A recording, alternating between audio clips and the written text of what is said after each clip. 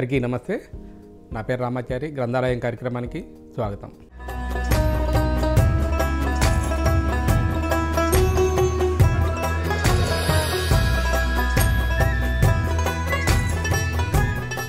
Friends, మనందరి గురువు గారైనటువంటి పితామహ పత్రిజీ గారికి హృదయపూర్వకంగా ప్రణామాలు తెలియజేసుకుంటూ, మరి మీ జీవితం మీ చేతుల్లో మార్పు చెందటం ఎలా అనే దాని గురించి మనం ఈరోజు తెలుసుకుందాం. శరీరానికి మనసుకు మధ్య ఉన్న లోతైన సంబంధాన్ని తెలియజేసే మహత్తర గ్రంథం మీ జీవితం మీ చేతుల్లో. లూయిస్ ఎల్హే రచించిన you can heal your life అనే గ్రంథానికి తెలుగు అనువాదంగా వెలుగు చూసిన ఈ గ్రంథం మానవ జీవన వికాసానికి దోహదం చేసే గొప్ప గ్రంథం. మానవ జీవన గమనంలోనూ అతని అభివృద్ధిలోనూ మనస్సు ప్రధాన పాత్ర పోషిస్తుంది. ఆ మనసును అదుపులో ఉంచుకుంటే ఎలాంటి అద్భుతాలు సాధించవచ్చో రచయిత ఈ గ్రంథంలో సమగ్రంగా వివరించిన తీరు వర్ణనాతీతం.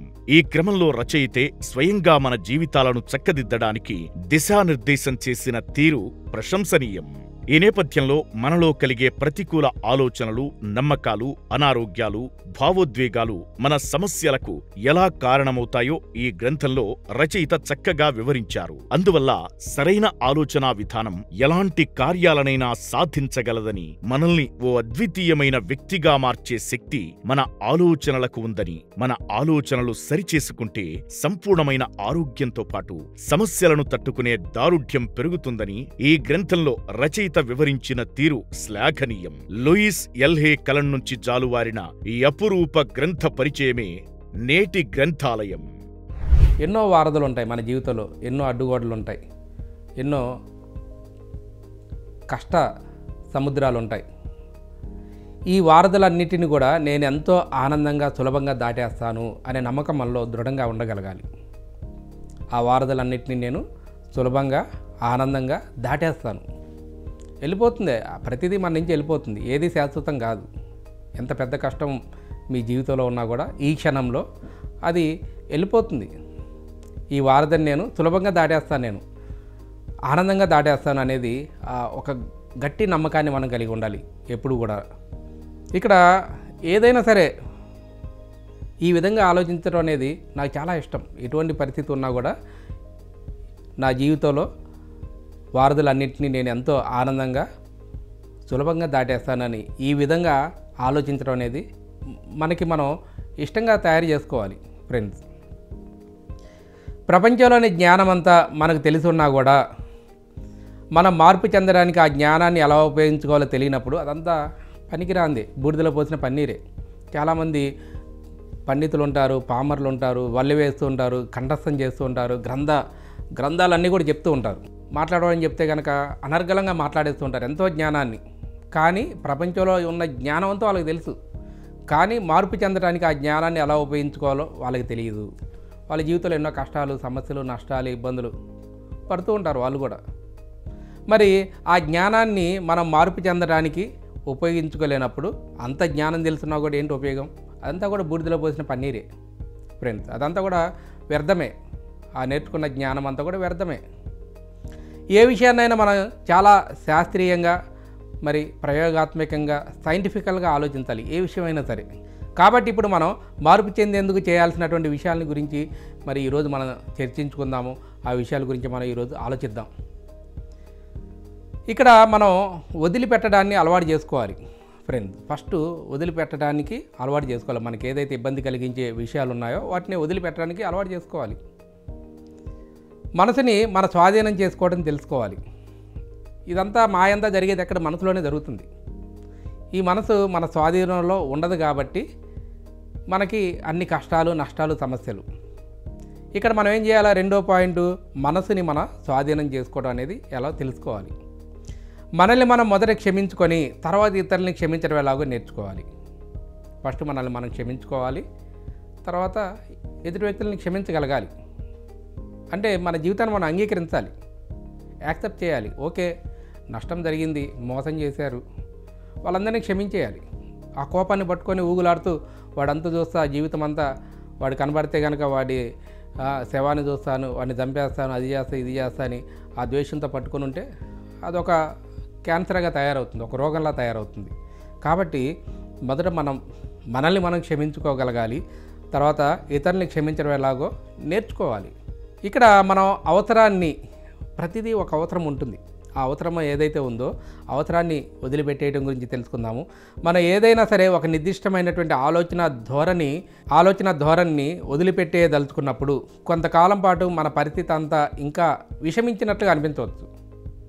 ఒక ఆలోచన వదిలిపెట్టాలనుకున్నప్పుడు ఇంకా విషమిస్తుంది పరిస్థితి. కొంతకాలం మన జీవితంలో అట్లా అనిపిస్తుంది, ఇంకా విషమించినట్లుగా అనిపిస్తుంటుంది. దీన్ని మనం ఏమనుకుంటాం, ఒక అశుభ సూచికగా భావిస్తాం. మనం అలా భావించకండి. ఆ పరిస్థితి ఎదురైనప్పుడు మీరు ఇది ఒక అశుభ సూచికగా భావించకండి. ఆ పరిస్థితుల్లో నుంచి మీరు బయటపడుతున్నారని, ఆ ప్రక్రియలో భాగంగానే అలా జరుగుతుందని భావించండి ఫ్రెండ్. మన యొక్క అఫర్మేషన్స్, పాజిటివ్ అఫర్మేషన్స్, ఈ దైవిక వాక్యాలు పనిచేస్తున్నాయని అర్థం చేసుకోండి. అలా ఒక గందరగోళంలాగా జరుగుతుంది అనుకోండి, మీ జీవితంలో మానేయాలి అనుకున్న దాన్ని మానేస్తున్నప్పుడు ఒక కుదుపు మీ జీవితంలో ఎదురవుతుంది, ఇంకొక సమస్య వస్తుంది. అటువంటప్పుడు మీరు కంగారు పడి ఇది ఒక అశుభం అని చెప్పేసి మళ్ళీ పాదాన్ని పట్టుకొని ఊగలాడాలని వెనక్కి వెళ్ళిపోకండి. అది మీ జీవితంలో ఒక మంచి పరిణామం సంభవించడానికి ఈ పరిస్థితులన్నీ జరుగుతున్నాయనేది, ఆ విషయం పనిచేస్తున్నది అనేది అర్థం చేసుకోండి. ఆ మెడిసిన్ అనేది చక్కగా పనిచేస్తుంది మీ జీవితంలో.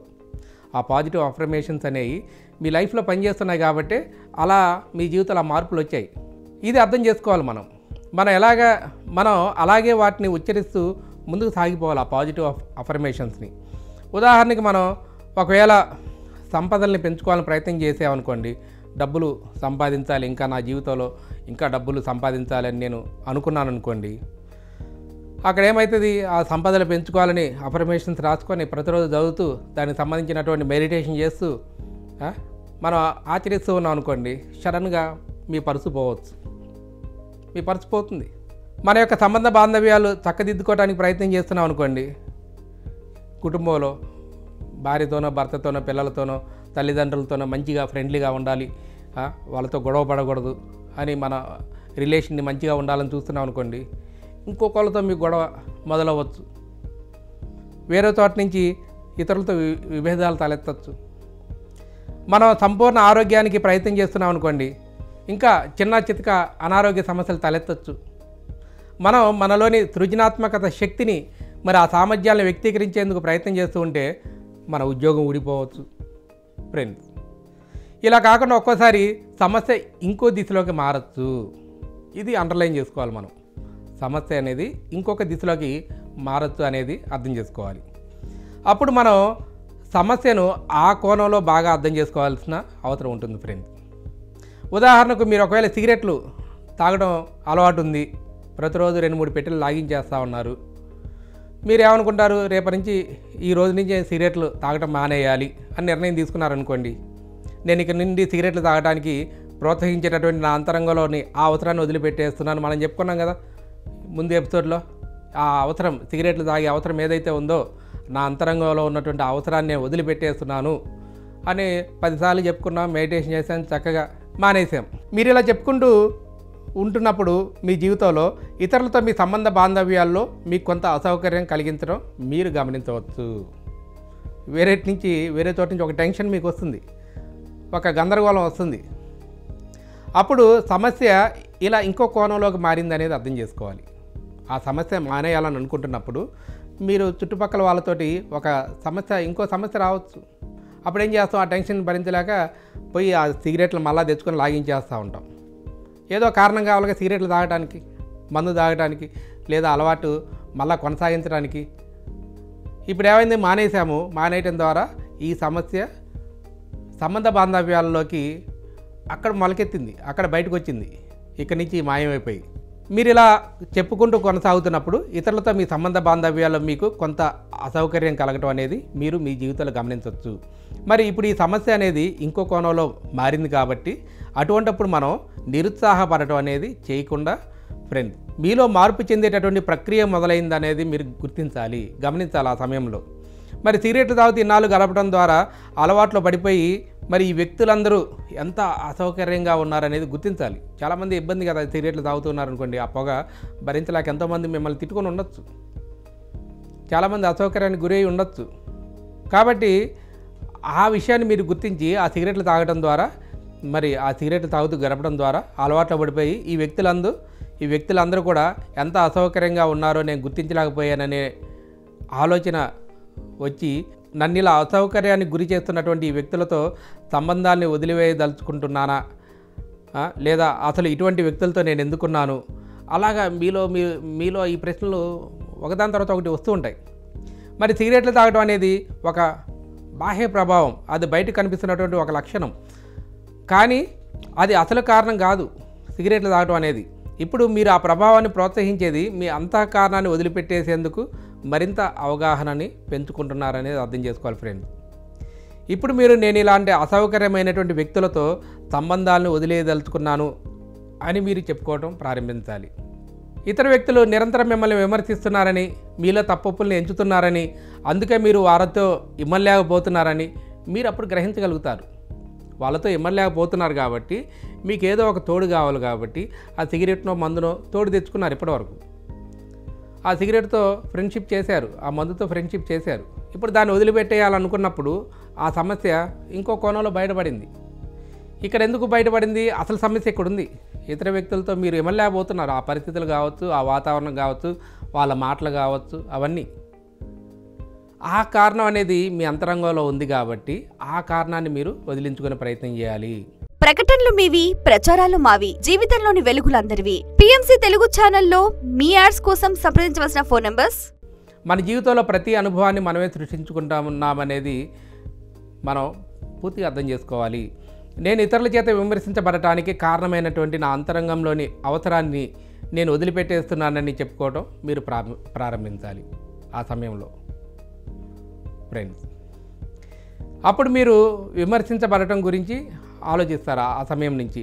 మరి మీ చిన్నతనంలో మీరు చాలా ఎక్కువగా విమర్శలకు గురయ్యారనేది మీరు ఆ సమయంలో గుర్తించడం జరుగుతుంది. అప్పుడు మీలో ఉన్నటువంటి ఆ పసిపిల్ల విమర్శించబడితే ఎంతగా నొచ్చుకుంటుందో మీరు అర్థం చేసుకోగలగడం జరుగుతుంది. మరి ఇలాంటి విమర్శల నుంచి మీరు తప్పించుకొని మరి దాక్కొనటానికే ఇటువంటి అలవాటుని మీరు సృష్టించుకుంటున్నారా అనేది మీకు అప్పుడు అక్కడ అర్థమవుతుంది ఫ్రెండ్. ఎంత సూక్ష్మంలో ఎంత మోక్షాన్ని కలిగించేటటువంటి విషయమో ఇది. మీకు అలవాటు రావడానికి గల కారణం అక్కడుంది. ఆ పాయింట్ని అర్థం చేసుకొని మనలో ఉన్నటువంటి దాన్ని క్లియర్ చేసుకోవాల్సినటువంటి అవసరం ఉంది. దాక్కోవడానికి ఇటువంటి అలవాటుని మనం సృష్టించుకున్నాం మన జీవితంలో, ఆ విమర్శల నుంచి తప్పించుకోవడానికి, దాక్కోవడానికి. బహుశా తర్వాత మీరు ఇలా అఫర్మేషన్స్ చెప్పుకోవచ్చు. నేను ఇప్పుడు క్షమించడానికి సిద్ధంగా ఉన్నాను. ఎవరైతే మిమ్మల్ని విమర్శించారో, మీ చిన్న వయసులో మిమ్మల్ని పట్టించుకోలేదో, మిమ్మల్ని అన్ని విషయాలకి నిర్లక్ష్యం చేశారో వాళ్ళందరూ నేను క్షమించేస్తున్నాను, క్షమించడానికి సిద్ధంగా ఉన్నాను అని మీరు చెప్పుకోవచ్చు. అప్పుడు ఇలా మీరు ఈ యొక్క పాజిటివ్ అఫర్మేషన్స్ని, ఈ దైవిక వాక్యాలను ఉచ్చరించుకుంటూ సాగిపోతూ ఉంటే కనుక మిమ్మల్ని సిగరెట్లు ఇంకెప్పటికీ ఆకర్షించవు. ఆ సిగరెట్లు తాగడానికి అసలు కారణం ఎక్కడుంది? అక్కడుంది ఫ్రెండ్స్. వాళ్ళని ఎప్పుడైతే మీరు క్షమిస్తారో మీ జీవితంలో ఉన్నటువంటి ఆ వ్యక్తుల్ని క్షమించగలిగినప్పుడు మళ్ళీ ఆ తర్వాత ఈ యొక్క అవసరం రానే రాదు మీ జీవితంలో. ఎటువంటి దురలవాటైనా సరే, ఒక వ్యక్తి మందు తాగుతున్నాడు, గుట్కా తింటున్నాడు, సిగరెట్లు తాగుతున్నాడు, లేదా ఇంకా దేనికో బానిసయ్యాడంటే ఆ వ్యక్తి ఆ కుటుంబంలో నిర్లక్ష్యానికి గురయ్యాడు. ఒకానొక సమయంలో వాళ్ళంతా కూడా ఆ వ్యక్తిని పాయింట్ చేసి విమర్శించేవాళ్ళు.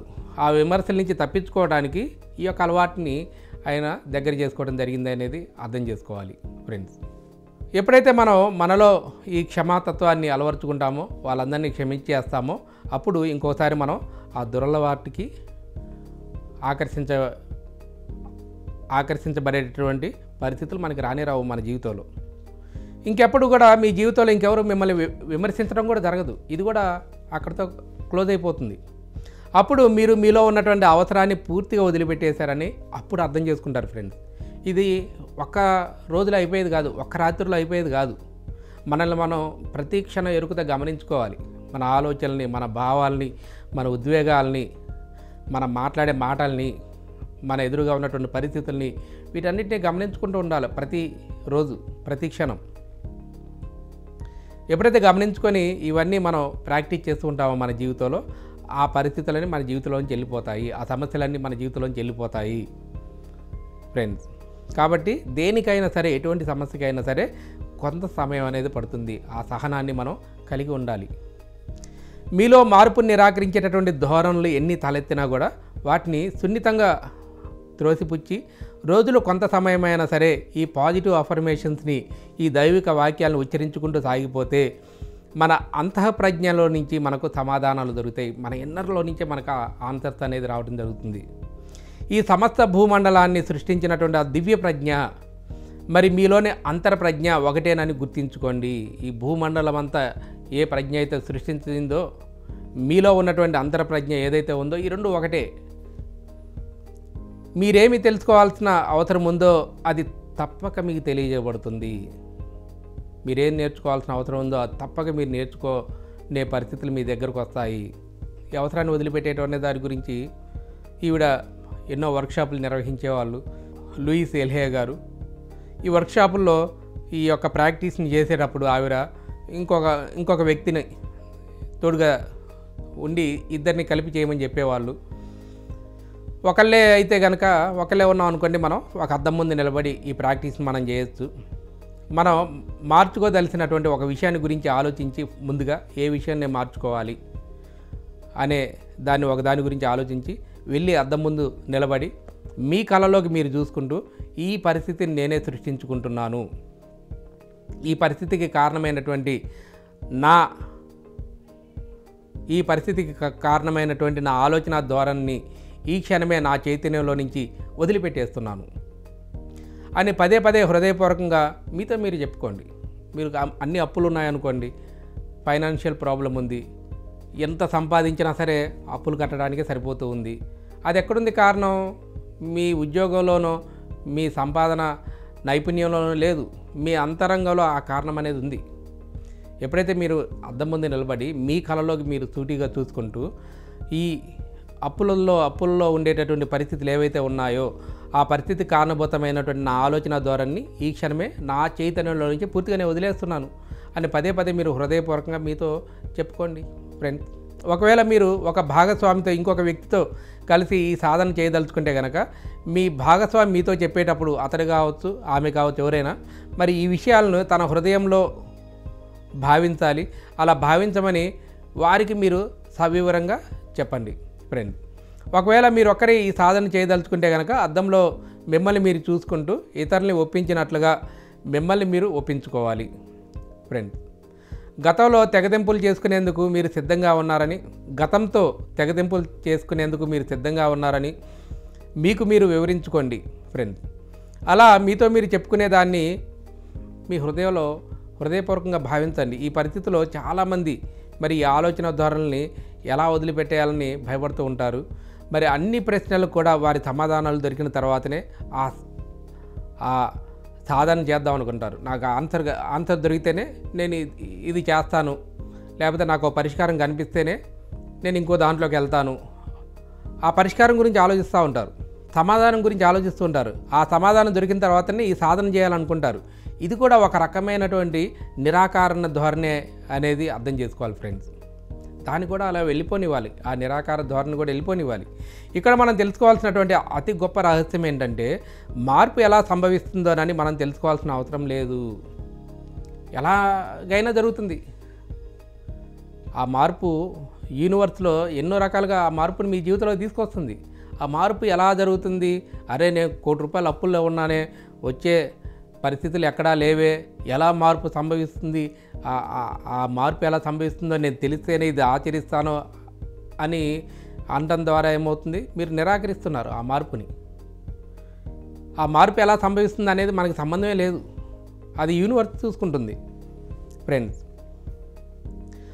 ఆ మార్పు ఎలా సంభవిస్తుందో మనం తెలుసుకోవాల్సినటువంటి అవసరం కూడా లేనే లేదు. మనం చేయాల్సిందంతా వదిలిపెట్టేసేందుకు సిద్ధంగా ఉండటమే. ఆ పరిస్థితి కావచ్చు, ఆ యొక్క విషయాలను కావచ్చు, ఆ జీవితాన్ని కావచ్చు, దాన్ని వదిలిపెట్టేసేందుకు మనం సిద్ధంగా ఉండాలి. ఎలా అన్నదాన్ని ఈ విశ్వం యొక్క ప్రజ్ఞ లేదా మీ సబ్కాన్షియస్ మైండ్ అదే చూసుకుంటుంది. ఎలా ఏంటి అనేది దానికి వదిలేయాలి. ఆ దేవుడు అనుకోవచ్చు, భగవంతుడు అనుకోవచ్చు, అంతరాత్మ అనుకోవచ్చు, ఆత్మవిశ్వాసం అనుకోవచ్చు, ఏదైనా అనుకోవచ్చు, అది చూసుకుంటుంది ఎలా ఏంటి అనేది మనం చేసేటటువంటి ప్రతి ఆలోచనకు మరి మనం పలికేటటువంటి ప్రతి మాటకు ఆ విశ్వపు ప్రజ్ఞ అనేది స్పందిస్తుంది. మనం వెనకాల మన పూర్వపు రోజుల్లో తదాస్తు దేవతలు ఉంటారా అని చెప్తూ ఉంటారు పెద్దవాళ్ళు. అమంగళం అప్రతిహతమవుగాక అని ఒక అబద్ధపు మాట మాట్లాడినా, సరికాని మాట మాట్లాడినా ఏం చెప్పేవాళ్ళంటే తదాస్తు దేవతలు ఉంటారా, సరిగా మాట్లాడని చెప్తూ ఉంటారు. ఇంకా సినిమాల్లోకి వెళ్ళి చూస్తే కనుక పాతకాలం సినిమాల్లో ఏదైనా చెడ్డ మాట మాట్లాడారనుకోండి, అమంగళం అప్రతిహతమవుగాక అని చెప్తూ ఉంటారు. ఎందుకు? మనం చేసేటటువంటి ప్రతి ఆలోచనకు, ప్రతి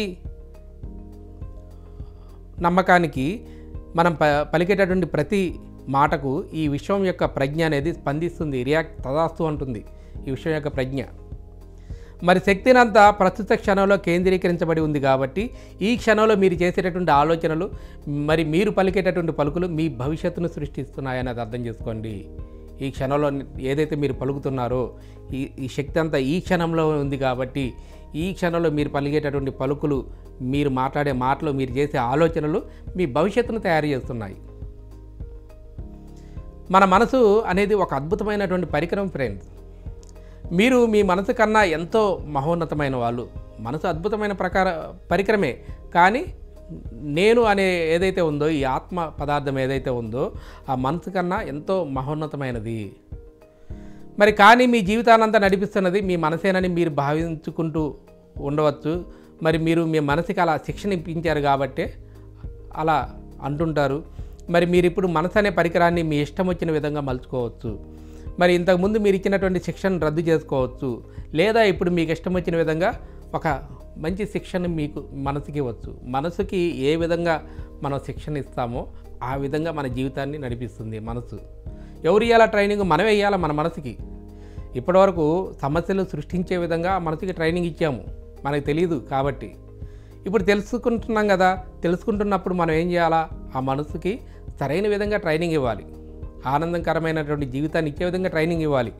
మీ మనసు అనేది మీకు ఇష్టం వచ్చిన విధంగా వాడుకునేందుకు పనికొచ్చేటటువంటి ఒక అద్భుతమైనటువంటి పరికరం అనేది గుర్తుంచుకోండి ఫ్రెండ్. మీరు ఇంతకాలం ఉపయోగించుకున్న మీ మనసు కేవలం మీరు అలవాటు చేసుకున్నదే. ఎటువంటి అలవాటునైనా సరే మీరు మార్చుకోవచ్చు. మనం చేయాల్సిందల్లా మార్పు చెందడం సాధ్యమని తెలుసుకోవటమే. మార్పు చెందడం సాధ్యం అనేది మనం తెలుసుకోవాలి ఫస్ట్. మీలో నిరంతరం రొదబెడుతున్నటువంటి మీ మనసుని ఒక్క క్షణకాలం పాటు నిశ్శబ్దం చేసి మనం ఇష్టం వచ్చిన విధంగా ఉపయోగించుకునేటటువంటి ఒక అద్భుతమైనటువంటి పరికరం మనసు అన్నటువంటి విషయాన్ని దృఢంగా మీ హృదయంలో ముద్రించుకోండి. మీరు ఆలోచించడానికి ఎంపిక చేసుకునేవి మీ జీవితంలో అనుభవాలు అవుతాయి. మీరు ఏది ఎంపిక చేసుకుంటే అదే మీ జీవితంలో అనుభవం వస్తుంది. నేను ఆరోగ్యంగా ఉండాలి నా జీవితం అంతా అని మీ మనసులో మీరు ఎంపిక చేసుకుంటే అదే మీ జీవితంలో అనుభవంగా అవుతుంది. నేను సంపదలతో ఉండాలి అని మీ మనసులో ఆలోచన విధానాన్ని ముద్రించుకుంటే అదే మీ జీవితంలో అనుభవం అవుతుంది. ఒకవేళ మీరు ఇది నమ్మడం చాలా కష్టం, ఈ అలవాటును మార్చుకోవడం చాలా కష్టం అని మీరు ఆలోచించడానికి ఎంపిక చేసుకుంటే కనుక అదే నిజమవుతుంది. మీ నమ్మకమే మీ జీవితం అవుతుంది కదా ఫ్రెండ్స్. ఒకవేళ నాకు మార్పు చెందడం చాలా సులభంగా ఉంది, ఇంకా సులభం అవుతుందని మీరు ఆలోచించడానికి మీరు ఎంపిక చేసుకుంటే అదే మీ పట్ల నిజమవుతుంది ఫ్రెండ్. కాబట్టి ఈ యొక్క విషయాన్ని మనం మరొక ఎపిసోడ్లో తెలుసుకుందాము. అందరికీ సెలవు, నమస్తే. Thank you very much.